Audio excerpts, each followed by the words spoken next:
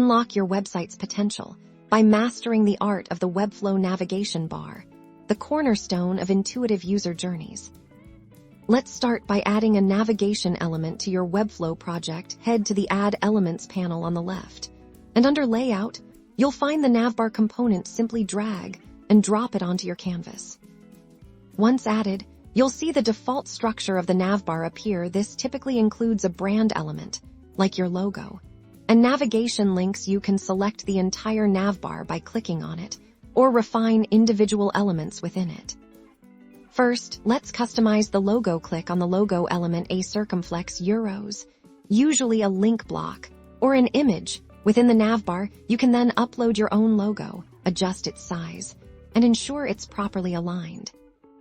Next, we'll tackle the navigation links. You'll find these as link elements or grouped within Nav menus. Select a link, and in the Style panel, you can change the link text.